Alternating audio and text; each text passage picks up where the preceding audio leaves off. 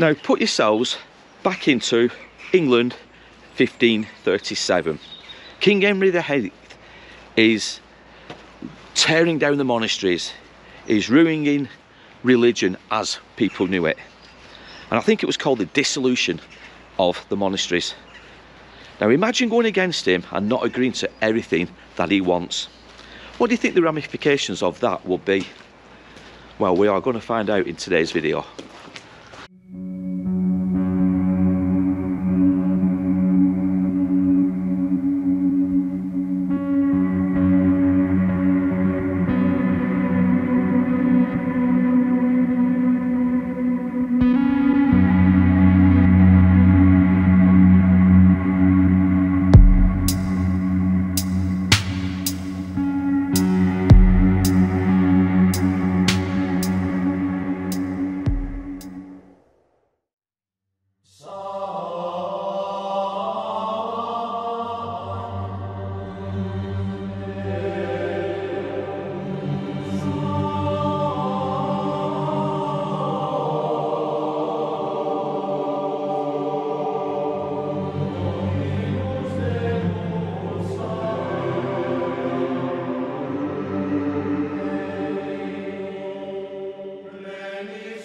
So we're here in Whalley, and more specifically Whalley Abbey, and it's here where today's story is going to take place. And we're going to concentrate on one man, and that man's name was John, and I think it's pronounced Paslew, P-A-S-L-E-W. I'll put his name down below. Now he was the last abbot of Whalley Abbey, but he went against King Henry VIII in everything that the king wanted back in the day, and he would face the ultimate punishment.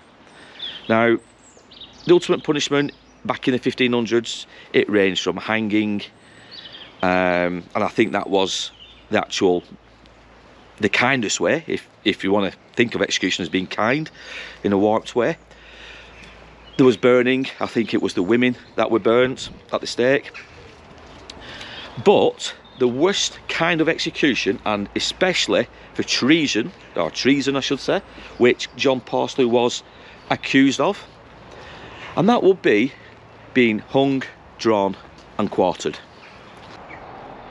Now, without us wanting to get too much into the terminology and the history of Whalley Abbey, we're going to talk more about John Paslew and why he would face the ultimate punishment for going against the king. Now, John was implicated in something called the Pilgrimage of Grace, which was apparently the largest and most serious rebellion against the government of King Henry VIII back in the 1500s.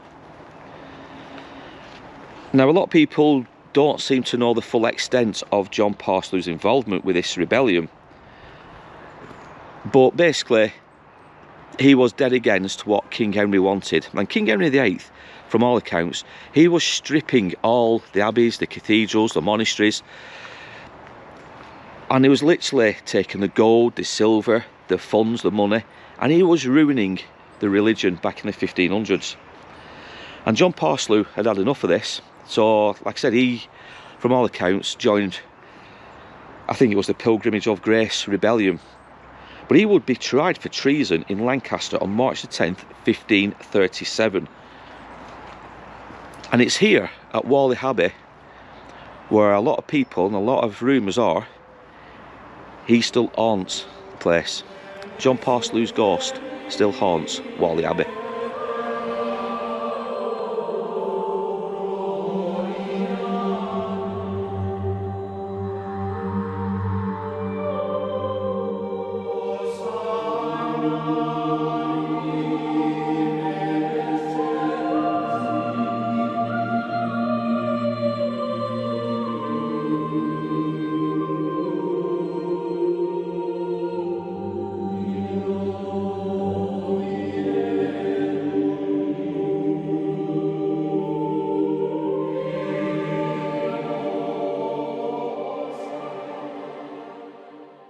Apparently there's some debate as to where John Paslew was actually executed. We know he was tried for treason in Lancaster in 1537, But where he was actually executed, like I said, it's up for debate.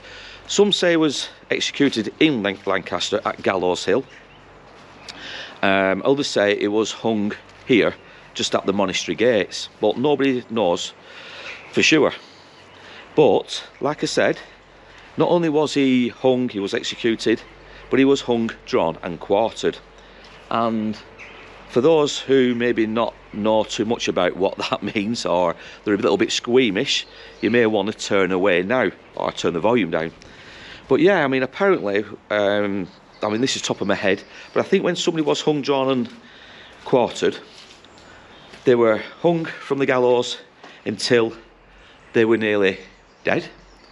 They were then pulled down from the gallows, where they were, I think they were stretched out on some kind of wooden surface, some tabletop.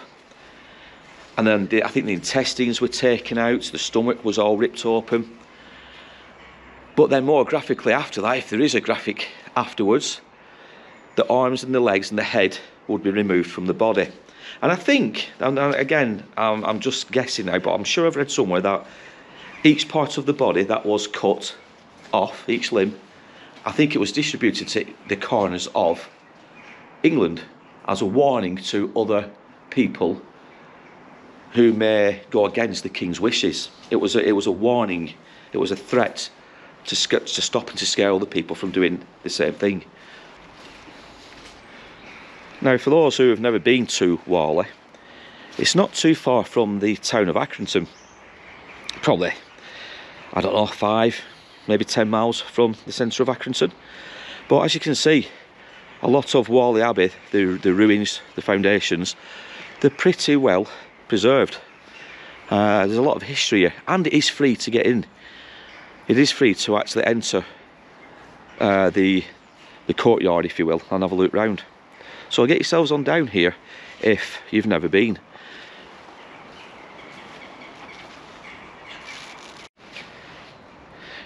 Now here, in the grounds of the Abbey, there is a placard here which talks about John Paslew. And we were going to touch upon this later on, but he lived, or he was born from nearby, I think it's pronounced Wiswell. He became abbot in 1507. And then in 1531, Henry VIII declared himself head of the Church of England. And he needed funds, he decided to dissolve the monasteries, which we've talked about. And it just goes on and on and on. And it says here, Abbot Paslew was tried at Lancaster on March the 9th, 1537 and pleaded guilty to high treason. This fatalistic attitude reportedly came from a premonition years earlier of how and when he would die. He was hanged on Lancaster, so this placard is actually saying he was actually hanged in Lancaster, but on Lancaster Moor on March the 10th. The Abbey and all its treasures, including silver plates and vestments made from rich materials, were forfeited to the king. So yeah, Thomas, or sorry, say not Thomas, but John Paslew, the last abbot of Whalley Abbey, tried for treason, and apparently his spirit still roams these grounds. I mean, obviously, if you believe in ghosts and spirits, then it might be an interesting place to come and do a bit of an investigation. But yeah, an interesting story. But we just thought we'd bring you guys to Whalley Abbey and just touch upon the story of Mr. Paslew and how he was hung, drawn and quartered.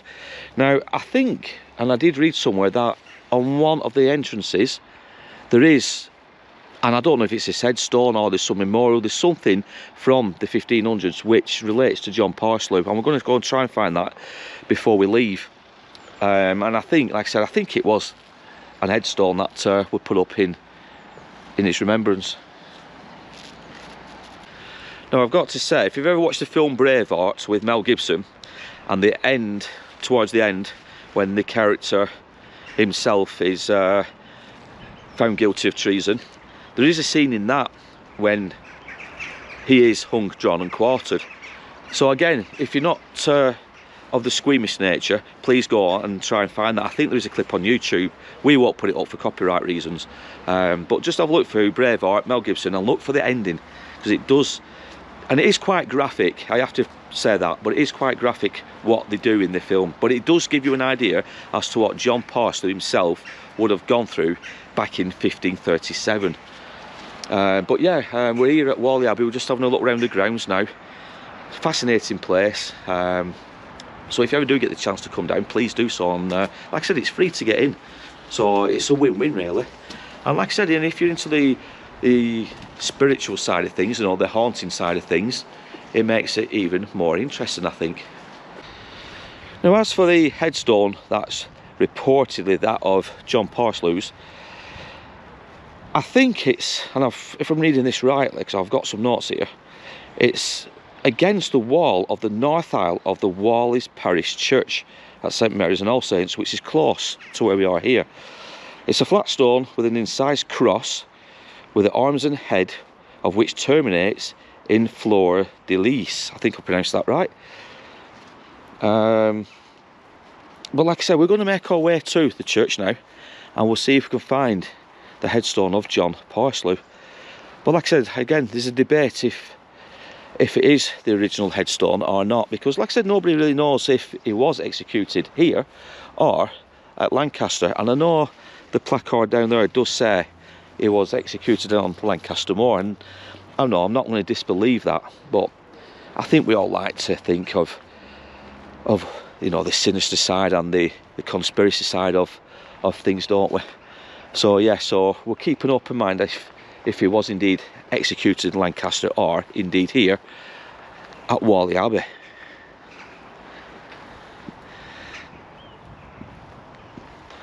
Now, we've always said here on Days of Horror, from the very beginning of doing YouTube, that we would try and shake things up a bit, you know, and it wouldn't always be true crime stories and, you know, murders and death in that respect. So this is why we've come to Whalley Abbey today, to do something, again, a little bit different. I know I said that in quite a few videos, don't I?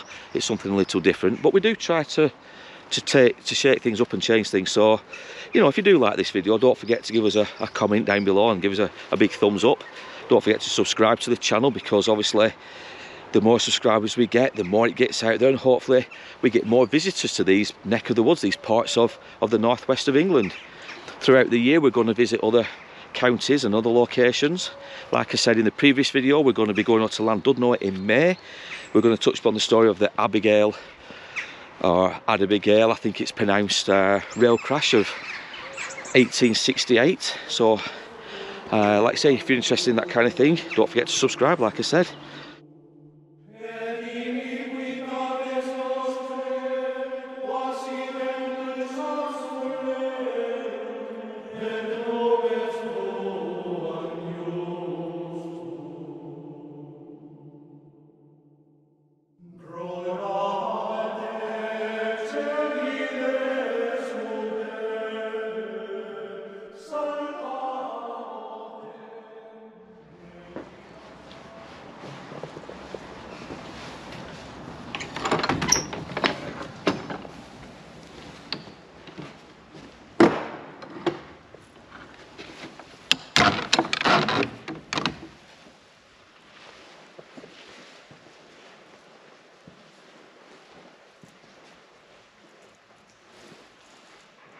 So we're here in St Mary's and All Saints Parish Church, and it's somewhere in here where the headstone or the tombstone of John Paslew is. So we're going to have a walk around now, and hopefully we can find it.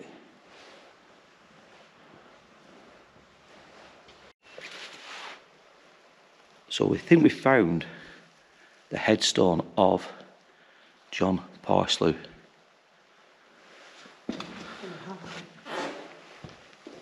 And as you can see, it contains the four, is it, I don't know how you pronounce it, fleur de lis. I'll word it down below.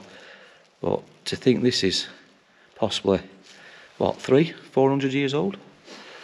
And then further down is the letter I, which is in the description. And if you turn your camera this way, Mama. And if we turn the camera around. And walk to floor 3. And look at the floor, right. Turn around and look at the floor. Ah, we just walked right past this. The tombstone of Abbot Paslew was removed from this spot to the adjoining wall in order to preserve it from injury. AD MDCCCC. So Vicky spotted that and I just walked right over it. So it was here where Abbot Paslew, his headstone or tombstone, was placed, and it is now just there. So that's a cool feature.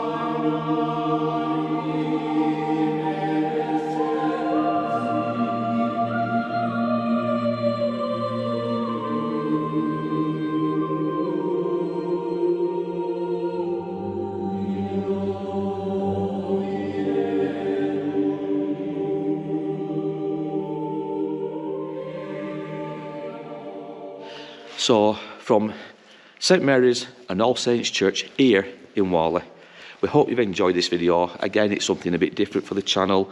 We do try to show you guys the quirky side of life, you know, not just murder stories, but obviously historical, such as the John Paslew story.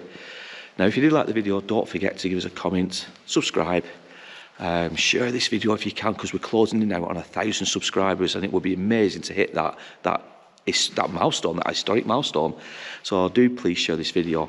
Now, in the meantime, guys, as I always say, I want you to take care, I want you to look after yourselves, and we will be back soon with another tale from my dark but illustrious past. Take care, guys.